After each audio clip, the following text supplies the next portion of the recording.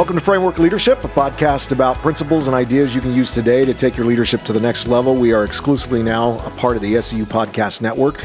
I'm your host, Kent Ingle, president of Southeastern University. You know, it's homecoming week here at SEU, and I'm excited to introduce our co-host for today's show, Bruce Smith. Bruce is an alumnus of Southeastern University and is the founder of both wealthcurated.com and Legacy Wealth Advisors. Bruce, wow, it's great to have you with us and join us today. Thank you. It's great to be back on campus. It's been a long time. Yeah, been a long time. You graduated in 93. Right. So, and you had mentioned before we start here, you hadn't been here maybe once since then. So probably have seen a few changes on the campus. It's a different place. Still has some of the core elements that take you back, but yeah, it's fantastic to see what's happened. Well, we're great that you're with us this week and joining us today. In today's episode, I want to dive into the contents of your book. Decomposition, the art of life discovered in the soil of suffering. Yeah. And I know you have some incredible insights that I know our leaders need to hear. But before we do move the conversation in that direction, I do want our listeners to learn a little bit more about your background. Sure. You were actually a graduate, again, as we mentioned, from SEU here in 93. Your undergraduate experience was full of accomplishments. You were the MVP of the tennis team for 4 years in a row. Yeah. And you originally had ambitions of going to a Division I program, but you faced some adversity in that. Can you talk to me about your athletic career leading into your time at SEU? Yeah, so growing up in New Orleans, a kid of the South, wound up spending all my time on a baseball field or a tennis court, and tennis kind of became the focus in my late teen years. And after high school, I took a year off. I had some small college offers, but really wanted to play D1. And so I was training 7-8 hours a day. And in the middle of that, had a bad accident on the court and ruined my L5, S1. Couldn't be fixed without a fusion. And you're not going to do D1 training in competition with a fusion at L5, S1. So that's really when God got a hold of me and started reframing my future. It was a tough time, traumatic time, but ultimately it's what brought me to Southeastern, and was still able to play amidst the pain and kind of control that, and enjoyed that time. But those 4 years were rich in relationships, and it's where God really set the hook for academia in me, getting me here and putting me on the court and in the classroom. So. How would you describe your experience at SEU in that time? So you briefly mentioned how it did set you up for academia, but what else really molded and shaped you from this place? Yeah, so for us, we had a really tangible experience of the nearness of God in this place, which was for me very profound. The academic professors who really pushed us gave us one side of it. You had another group that was more experientially focused. Sure. And having that blend of experience and academics was just so enriching. Had a chance to walk through the chapel a few days ago. And of course, there's a lot of jokes for many years about the chapel experience and the chapel slips and all that, which is very different today. But for me, chapel was a grounding in the nearness of God, and I can't help but think about that as I'm walking around the campus. No, that's rich, and it is. I mean, that's at the very heart of who we are as a Christ-centered university. Just that the most important thing is to develop that model of spirituality that will be life-changing for the rest of your life. And so grateful that you had that experience. You also was student commencement speaker at graduation. So what was that like? That was a fantastic moment for me, because when I was here, I got involved in ministry, spoke a lot in senior chapel, and the book talks a lot about this, but I saw my life unfolding in this certain way, right? You come here with these young dreams. Sure. I got married early while in school here. We started having kids early while in school here. So I was a dad. I was on the tennis team. I was pursuing the academics, working jobs, working in churches here. Didn't get the young college guy experience, but what I did get was a grounding in faith. And so to be selected to do that at that time, it felt at that time like God saying, okay, here's where we're taking you. And that experience to stand in front of your peers and share the culmination of those 4 years was, for me, remarkable. Life changed much after that, not too much longer, which is what this book and my other books have largely been about. Let me ask you this, because people, God puts people in our lives to shape us, and I would assume you have a professor or two maybe that served as a strong spiritual mentor. I know in my undergraduate days, I attended Vanguard University out in Costa Mesa, right, California, and Dr. Murray Dempster was a huge mentor, sure, in my life. And when I came here to service, started my presidency here, he was on the faculty. He just retired. So it was so neat to come full circle, and he was here when I came to lead the university. Is there, as you look back, a mentoring professor that really profoundly impacted you? Yeah, so what's interesting, and it's part of the experience we talked about already, we had some professors that were true academics, sure, and they held you to the rigor of academia. In fact, I was on the Staley Lectureship Series committee, and we brought Murray Dempster in before he came on staff here, so I remember him very well, and still remember the chapel service where he first came. But Dr. Frank Macchia, who went out to Vanguard, was here. So those sort of guys, Dr. Barnes and others, gave me that academic side. But you had the rich practical ministry experience and the personal engagement of guys who are still here. Right. One of my favorites I ran into when I got on campus just a few days ago. You probably know who I'm talking about. He's been a favorite of so many for so long. Yeah. His name is on the wall. Yep. Dr. Hackett, I'm presuming, yes. And guys like W.C. Richardson, and who was quite the character. Practical, old school, Pentecostal guy.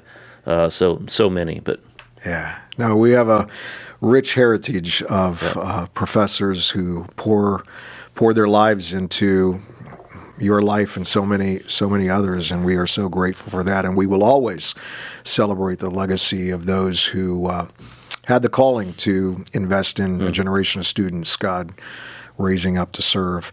After you left Southeastern, you spent some time in vocational ministry, actually here in Lakeland. Yes. From there, you went on to further your education at Wheaton College, where you studied religion and American life. You eventually founded the WealthCurated.com and Legacy Wealth Advisors, where you work with tangible goods and collectible assets. Talk to us about your love of art and history and what led you to step into this sector of business. Sure, yeah. Twofold. I've always had the academic history background.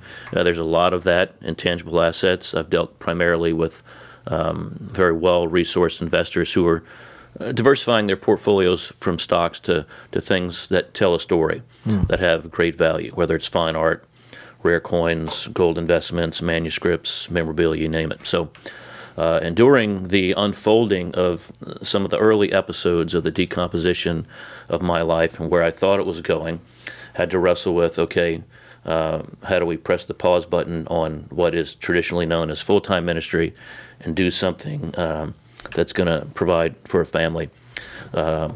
So kind of just fell into my lap, really, in the midst of a difficult time. I knew someone in the industry. They said, you'd be a great fit. Why don't you come take a look at it? And early on, it was a good fit.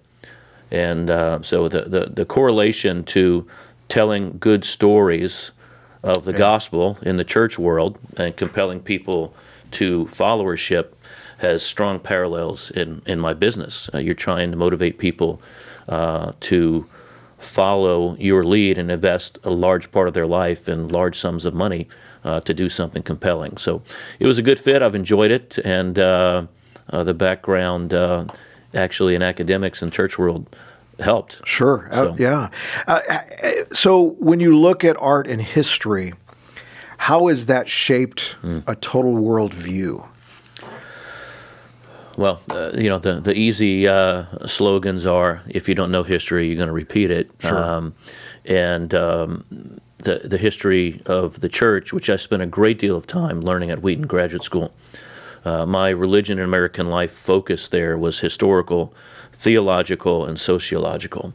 So understanding the history of the church had a big impact on me in that process. Art history is fascinating because you understand the role of the church throughout history. Throughout history, right. Very different now. Right. But when you understand where the big art movements began, you understand that the church has really been at the forefront, historically speaking. It's only for a narrow period of time we haven't been there. So that's been a remarkable journey of study and understanding for me. Let me ask you this, and this is just an observation as you look at church today, and what's, especially in American culture. And you just mentioned, if you don't know history, you're going to repeat history. Do you feel like ministry leaders today do have a grasp on church history? I remember going I left broadcasting, and my first 10 years were in broadcasting, and I went right into pastoring. But I needed education, and one of the things I knew I needed was church history. How do you feel that that's been a priority in ministry leaders' lives today? Yeah, I think the sad, difficult truth is not only are we shallow in church history, we're too shallow in theology. We live in this consumer world that's driven by the optics and by the numbers. And I say this, when I spent my entire post-grad and graduate career really studying the innovative techniques, and my thesis was on Willow Creek Community Church. So, I get all that. But in too many cases, we've abandoned the richness and the depth of history and theological training, not as dogma, but because it influences the richness in the mystery of our faith. Actually, that really is going to sustain a believer for the long term. Yeah. I want to dive now a little bit into the details of your book. It's titled, again, Decomposition, the Art of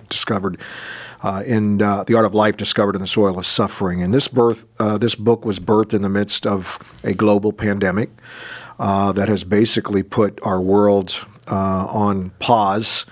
In your book, you talk about the impact of COVID, the polarized political climate. We're about to have a major election here in a week, and even the social division that is plaguing our world. Talk to us about the catalyst moment that actually led you, I've got to write this. Right.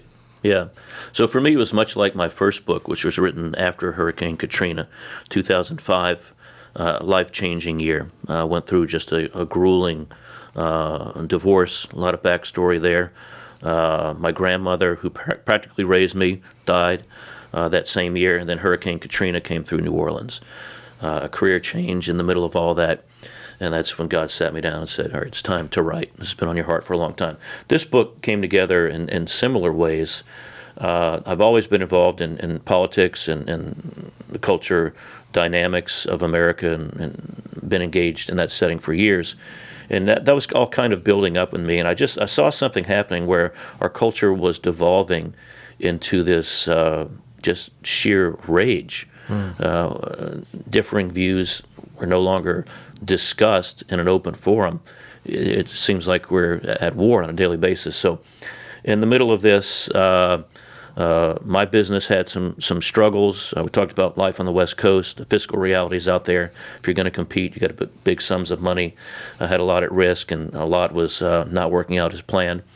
And so God said, it's time to sit down and write again. Yeah. And in about 4 weeks, this entire manuscript just kind of rushed out of me.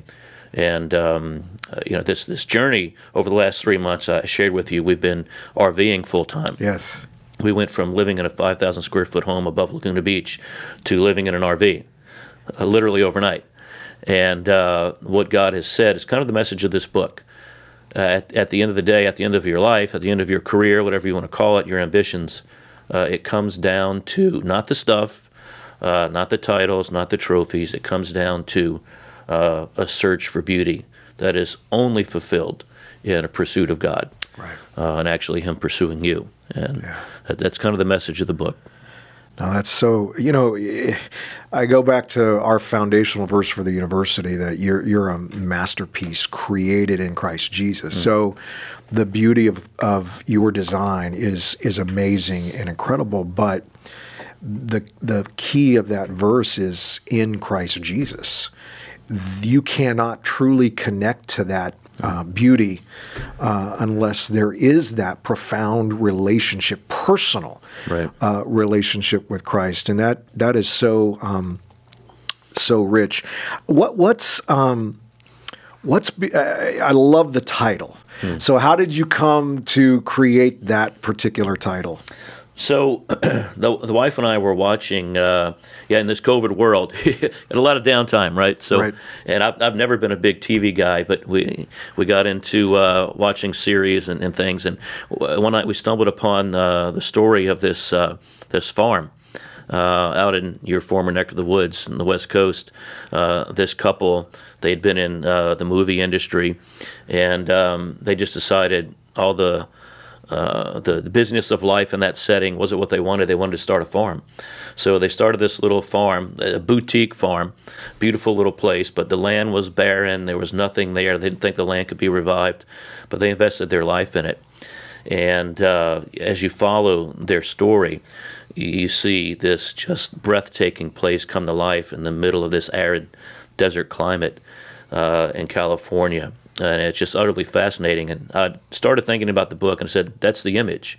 Amidst all this decomposed tundra, these people built a masterpiece of beauty where people didn't think it could take place. And so it was a great metaphor for the book. The story's in there.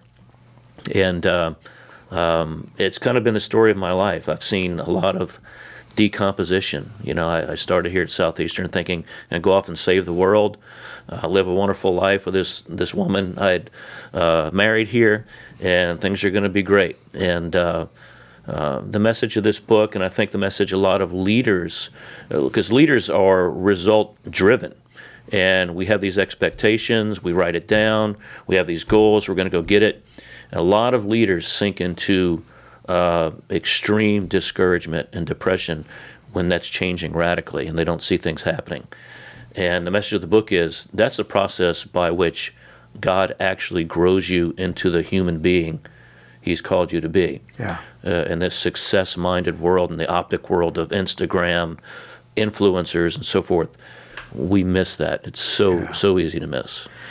A lot of people suffering right now in this pandemic. From the health issues to the finance, loss of jobs, a lot of different elements. And you talk about the art of suffering in this book in a way that people need to truly embrace. You've said before that the greatest romance of the Christian faith is the mystery of how God calls us to and brings us through suffering. The reality is that I don't know anybody that wants to. Right. We don't want to suffer. We'd prefer to live our lives in comfort. But many times, God allows this to hit our lives. We can wallow in our circumstances, or we can try to lean into what the Lord might be showing us. You spoke about some of your experiences. Talk to me about the lessons you've learned through the embrace of suffering for yourself and what others may. So there's a chapter in the book, getting back to the art reference, where I talk about art in the midst of chaos, right? And I'll give you two examples where that's been vivid in my life. So post-Katrina, after being gone for a month in the city in disarray, came back to New Orleans, was driving through the carnage, and you can't imagine driving mile after mile in your hometown and seeing 15-foot tall mountains of debris, what used to be people's homes, right? Driving through that in a part of town that was just caked in layers of mud, gray everywhere, debris everywhere. I turned this bend down by the old yacht club where all these boats were broken in half and tossed everywhere like a messy kid's room. And I looked down the road about 2 blocks, and I'm seeing these splashes of color in the middle of the road. I'm like, what is that? So I finally get up on it, and it's a flock of parrots in the middle of all this carnage and chaos and death and debris and stench, and they're just playing in the water. And I thought, what an image. The beauty that God sparks in the middle of all that. And there's a chapter in the book where I talk about Jackson Pollock, one of the most influential artists in American art history. Most people, if they did not know who he was, they would see his painting on the wall and said, "Oh, that's a lovely little painting by your 4-year-old." Right. Yeah. They must have spilled a gallon or two of paint up there and splattered it everywhere. His paintings can sell well over $100 million. But until you understand the process and what they call the gesticulations, the movements of his hands strategically, you don't understand why it's so valuable. The chaos and the suffering in our life is, though we don't want it, it is the gesticulation of the handiwork of God creating a masterpiece. I found that true in my life. Wow. Not only do you talk about the art of suffering, but you also talk about how we have to then recompose our lives. I know you've been, you left, 3 months ago, living in Laguna Beach. Beautiful. You talk about beauty. Right. That's a great area. But you felt like a shift needed to take place in your life. So you decided to leave Laguna Beach, purchase that RV, and travel around the nation. You've said that your life has been more rewarding since you realized it was less about tangible possessions. So talk about that decision, and then talk about what have you seen. Because yes, when you travel, you get to see the amazing landscape, but you also get to see real life people and stories, and you see the struggles across the nation. Yeah. Talk to us a little bit about that. So, my wife and I, we talk about this for 3 months we've been talking about it, and I share it with others, and we've been sharing the journey on Facebook, and because when we set out, we knew God was resetting us, but we also knew we were going to chase the beauty, but we also wanted to share the beauty at a time when, as you say, so many facets of so many people's lives are in decomposition. And I think that the two things we have found more than anything is, number one, beauty draws us. The handiwork of God is a rich theological concept.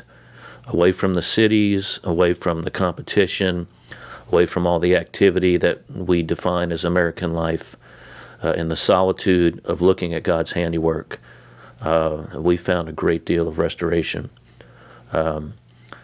Secondarily, what we've found is, regarding the people across America, they are not what you see in the media. We've run into people of varying perspectives and views, and by and large, almost without exception, they're people wanting to have the chance to do life in a meaningful way, and they're not warring and fighting and calling each other names. Obviously, we're seeing those incidents flare up in the big cities, Right. And the political embers that are being flamed are a lot to do with that. But we've run into some extraordinary people who don't share the same views that we may have, but we've had teary-eyed conversations of meaning with them and others.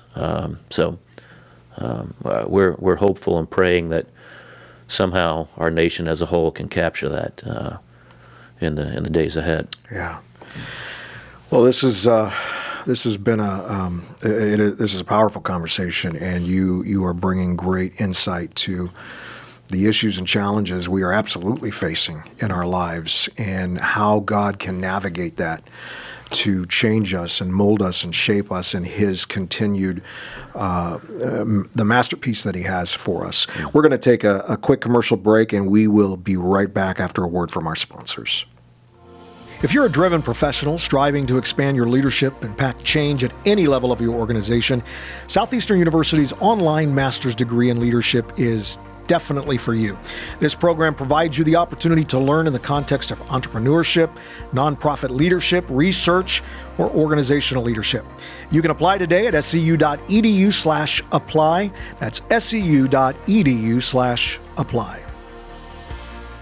Well, welcome back. As we move into our fire round in this podcast, I want us to cover a few practical application points that our listeners can take away from this conversation in ways that they can start to frame their life. These points will summarize, I think, our conversation and give our listeners actionable takeaways that they can apply to their lives right now. Bruce, what advice would you give to people who are struggling to navigate the problems that have been created by COVID-19? What's some quick things they can do to just begin this process? Number one, our typical reaction amidst times of stress and loss and chaos are to lock down and go insular. And what we have found to be true, the best possible first action step is be willing to take a risk and do something new. Break out of the box of that struggle, that discouragement, and look for another horizon where you can chase the beauty. Yeah. What would you say to those who are learning how to decompose their life as an action step? It is absolutely imperative that you understand it's not all the stuff around you. Hold it loosely. And if the next steps for your future mean lightening up on your tangible goods, do it. You honestly won't miss it if you're chasing the beauty. Yeah. And one final question to give us an application. What advice would you give to someone who's learning how to reestablish their life after they've gone through that decomposition? Yeah, allow God to remind you. The Jackson Pollock analogy. What you thought was in store for your life, even no matter how Christian, romanticized, and heroic it may have been. We lay the plans for our life, but God orchestrates in the end. Yeah. So be willing to allow Him in the midst of that chaos to create something you did not expect or wouldn't have on your bulletin board of your top 10 list. So. Yeah. Well, Bruce, this has been great. I want to thank you for joining me today on Framework Leadership podcast. I'm thankful for the insight that has come through your experiences, your knowledge, your wisdom. For all of our listeners, I hope that you leave this conversation with an assurance that there is good. There is good to be found in your suffering. Well, Bruce, I want to thank you for joining me today on the Framework Leadership podcast. So thankful for the insight that has come through your experiences, your knowledge, your wisdom has been so powerful. For all of our listeners, I hope that you leave this conversation with an assurance that there is good to be found in the midst of suffering. To stay connected with Bruce, and I hope you will, you can follow him on social media, Instagram, Bruce Lee Photog, and then check out his website, bruceleesmith.com. That's bruceleesmith.com. That's all for today's episode. We'll see you next time on Framework Leadership.